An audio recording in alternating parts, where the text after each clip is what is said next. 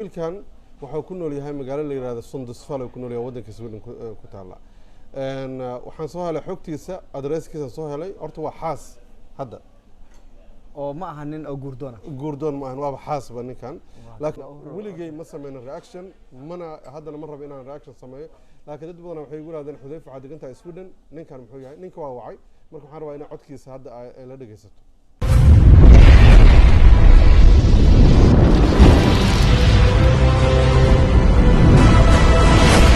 حذيفة جمعة وناكسن سودو adiga saaxiibada jimco wanaagsan ila jaa waa ka muuqata haybadii iyo shaqligii maalinta jimcaha ah meel fog ayaan aniga ugu imid inaan ku jimceysto xaafadan ay Soomaalidu ku badan tahay ee la yiraahdo Rinkeby ilaa 60 kilomitir jacayl aan idin qabo darteed soo marka la ku leenahay waxa jira adiga iyo saaxiibo badan oo soo kala sameeya aad iyo oo degan nawaaxiga magaalada caasimada oo ah Sweden xaafadan Soomaalidu badan ay degan tahay Rinkeby ku jimceysta taas hadii aan ka tagno بريهان waxaa jiray wiil aan aad uga masayray haye waxaad ku tilmaantay laakiin adiga qowsar ma ka masirta ha haye guursan doona aqaan ayaa tiri haye guursan doona aqaan sax weeyaan marka wiilkaas xogtiisa wax badan waad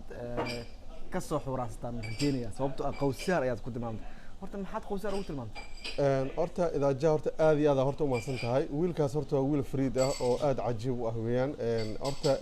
dadka qaarkood waxaan arkaa commentiyo badan oo la ii soo qoray oo dadku ay leeyihiin maxaa qowsar ugu tilmaamtay maxaa saan u tiri laakiin ereyga macnaha qowsar ayaa dadka ka maqan oo aysan aqoon badan aysan u lahayn qowsar waa ninka xanaaneeya ilaaliya daryeela xoolaha oo runtii waana ammaan qofka marka uu xoolo ilaaliyo fiican u yahay qowsar qof kasta ma noqon karo marka wiilkan Sweden ay ku nool yahay waxa uu sheegay ama uu sheegtay bartiisa YouTube-ka ku sheegtay inuu xoolahan asaga uu leeyahay inuu beertan asaga uu leeyahay inuu hawshan dhan asaga uu leeyahay waliba uu doonayo guurdoon uu yahay isla markaana uu doonayo gabar uu guursado uuna la yahay sidaas daraadeedna uu doonayo in la soo xiriiro qofkii uu ka helana uu xoolo badan uu ka bixin doono marka dalkan Sweden wax walba in dalkan oo kaliya ma ahan dalkan oo idil xogta qofka waa mid si dhakhsi loo ogaan karo meesha uu ku nool yahay qofka uu yahay waxa uu qabto yani shakhsiyada qofka horta ninkan odaga ah horta waa nin fariida markaan ku leeyahay horta wuxuu koobiyay haddii aad daawato TV fiiraha ama TV-ga afraad ee wadankan Sweden waxaa ka baxa barnaamij la yiraahdo Bonde Soccer Fru oo ah beeraleygu wuxuu doonayaa xaas ayuu doonayaa waa barnaamij caalami ah ama Farmer Seekers a Wife meelo badan oo ka baxaa waa barnaamij runtii barnaamijka horta koobiyay waana wax fiican qofkii inuu wax koobiyo ama aragti uu la yimaado marka taas kuma dhaliilaayo laakiin arinta meesha tala waxay tahay wiilkan ma yahay ninka beeraleyga ah ninka beerahan iska leh ninka iska leh maxaa la dhahay xoolahan ma yahay marka wiilkan wuxuu ku nool yahay magaalo la yiraahdo Sundusfal oo ku nool yahay wadanka Sweden ku taala waxaan soo helay xogtiisa adresskiisa soo helay horta waa xaas hadda oo ma aha nin oo guurdoon ma ahan waa xaas ba ninkan laakiin barnaamijkan waa barnaamij horta la wada jilay oo gabdhahana berrina arki doontaa barnaamijkii horena oo ku sheegay berrina waxa imaan doonto waa wada jilnay arinta barankii ahayd baa xataa waxa dib u fiirsaa barnaamijyo badan oo horay YouTube-ku soo galiyay dib u fiiro barankii kala duwan uu sameeyay uu leeyahay xarka ay ugu dhagay jaad ina cunaan raba Yemen aan ka imaado iyo lacag ma siinaysaa iyo gabdhuhu leeyahay telefoonkaaga ma macnaha barnaamijyo kala duwan horta oo horay uu sameeyay laakiin barnaamijkan dad badan aad u hadalhayeen sababtaas keentay in aan anigu aan ka hadlo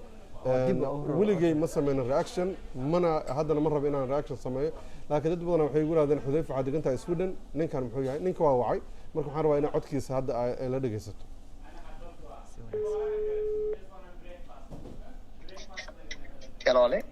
السلام عليكم السلام waa ku salaamay walaal marka hore qofkii la hadlaaya Cali Cabdullaahi Aweys oo degan magaalada Sundusfal Soomaha waa ku salaamay okay khadir waa nin la dhaw Cabdiraxmaan Xudayfi oo wariye ah seetahay fiican wallahi aad iyo aad niyo waxaan rabay programka aad sameysaan rabay inaan su'aal ka weydiiyo adiga Sweden ku nooshahay waa gartay marka programkan yahow dhab moo ka yahay mase dhalanteed wala علم الهلس قف كله cali adaan kula hadlaya codkaaga waa aqaanaaye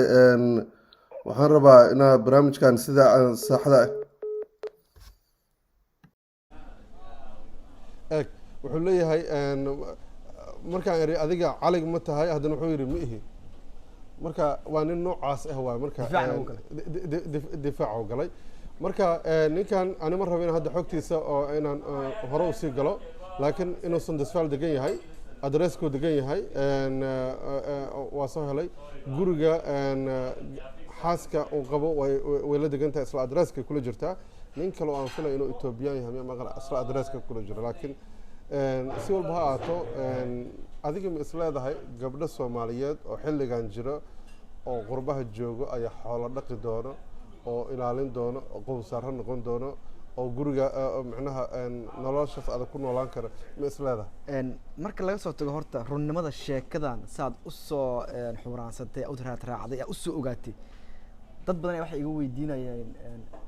ninkan ma hanti kaluu leeyahay oo lo-daan aan ahayn marka waxaan isweydiiyey waxaa la gabdhaha qaar Canada ka yimaadeen gabdhaha qaar waxay ka yimaadeen Mareykanka yani safarkaas dheerka ah beentood waa dhammaantood Sweden wada Sweden gabdhaha wada degan yihiin sheekadan waa sheeko la wada og yahay oo la wada jila waay programkan ayaa laga koobiyey isla markaana si barnaamijka dadka loo soo jiito kaliyan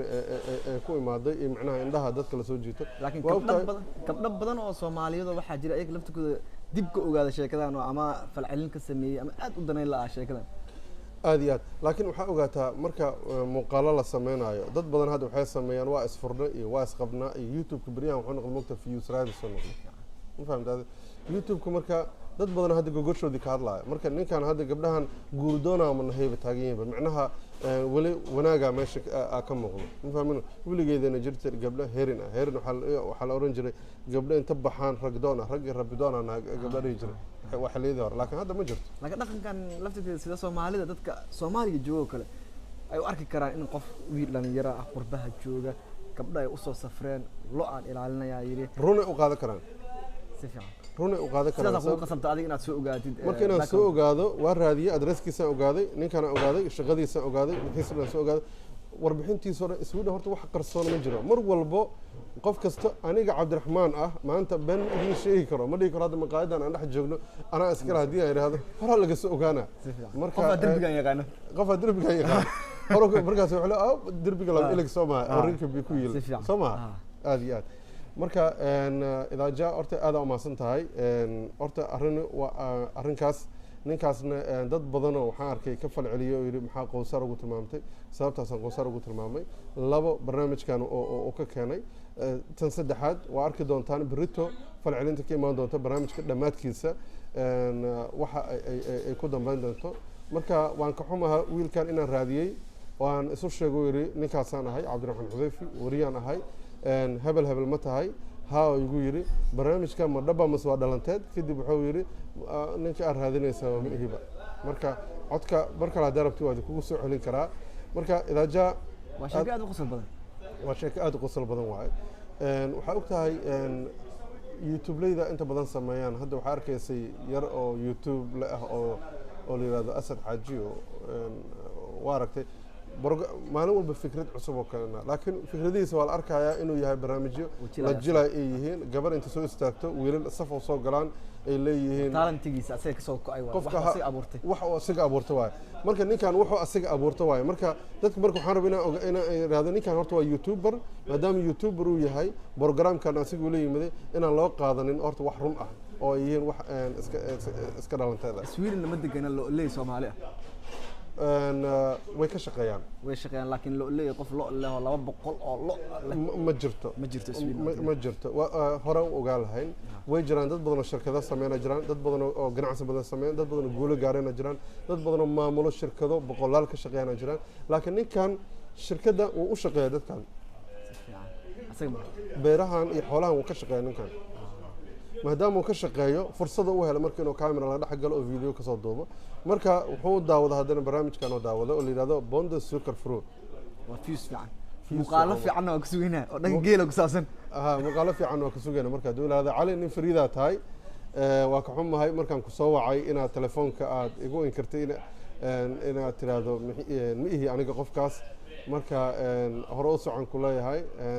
laakiin gabdhaha Soomaaliyeed waxaan ka rajeynayaa inaad ixtiraamto oo aad tixgeliso oo aad maxaa la dhahay aadan been laguma suuq tago waa wax aad u xun waa been laakiin nin talent la tahay nin fiican tahay nin shaqaysta tahay nin dhalinyaro waliba tahay marka aniga marna uma ogoli in gabdho lagu xadgudbo wiil xataa lagu xadgudbo uma ogoli marka aad u maasantahay cali waa maasantahay xogta sida fiican ee aad u raacday aad u soo ogaatay anigu dad aan ka mid ahay hadda masayrka waan naday iyo xogtii iyo dadkii iyo wixii aslahayn nin 200 oo lo leh horta kol hore ninkan saaxiibka idaaja dhowr mar horta ku dhaga hadlay ninkan waa nin dhowr iyo 10 mashruuc kala duwan wado mar wuxuu ku leeyahay waan guura mar wuxuu ku leeyahay waa guursana marba xaaladu oo yiraahdaa marka horta ma ka maseerto horta ninkan si fiican 200 oo lo ah oo Sweden la degan nin haysta u dhaqdo uu dhahay 100 haddana saf loo soo galay soo safray nin dhahay oo 10 anaa kala xolanay dhahay adina waxaan raadinayay lo ma keenta ari ma keenta dooro ma samaysa adina waxa leedahay mid kaliya laada ku soo safarto marka mooradii aan ku suuq tigi ayaa raadinayaan aad marka waxaan oran lahaa idaaja adigoo horta aad iyo aad u mahadsan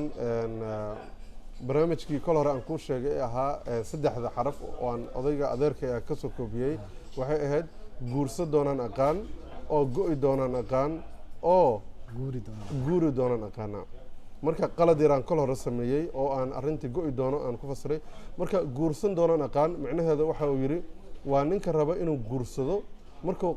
go'aan qaato inuu guursado qof kasta way la qurux badan tahay ama rag ahaada ama dumaraada gabadha xataa nin kasto ay aragto markay guur damacday gabadhu nin kasto hadorba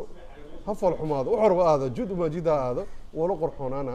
gabadhuna sidoo kale wiilkuna sidoo kale gabadh fool xun ahaato noocay doonta ahaato wala qurxoon waa marka qofkaas guur diyaar u yahay ninka wuxuu leeyahay adeerkay guurso doonaan aqaan guuri doonaan aqaan wuxuu ku tilmaamay ninka raba inuu xaafadda u degan yahay ka guuro eedo u yeela xaafadan noocan waay qaabkan waay noloshaan ma ahan meeshaana nacay san macnaha eed iyo marmarsi aan jirin oo xaafadda uu joogo oo u sameeyaa macnaha kaasi xaafaddu raba inuu ka guuro go'i doonaan aqaana kol hore waxaan ku fasiray ninka dhiman doono inuu ula jeedo laakiin ulama jeedine bilcagsigeeda ahayd guursan doonaan aqaana ninka marka uu yidhaahdo gabar kasta markii la yidhahdo hablaay bal kawar maxay tahay wax jira ma ahan macnaha inuu guursado ma rabo marka wuxuu leeyahay ninkaas wuxuu ku gaboobi doonaa soo u joogo oo gaboobi doonaa oo ku dhiman doonaa asoon guursan ula jeeda macnaha go'i doonaan aqaana taas ula jeeda marka yani ma tarmaayo qofkaas qof aan guursan doonin waa macnaha go'i doona ula jeeda marka idaaja aad u maasan tahay inaa barnaamijkan aad igu casuuntay waana kaaga mahad celinayaa waa maasantahay xudayfi adna xogta fiican ee aadna siisay warbixino badan oo xogyaashan ku saabsan su'aalo dadku wayna soo weydiin karaan saas ayaan u raaci doonaa aad iyo aad qofna been ma sheegi karo qof kasta waxaa fiican in noloshiisa runta uu ka sheego aniga qofna si gaar ahi weerar uguma ihi taas horta waa ka cudur daaranaya dhalinyaro badan dad badan oo horumar sameeyana jiraan waa inaan loogu hambaliyaa laakiin tani sax ma ahayn marka aad u mahadsantihiin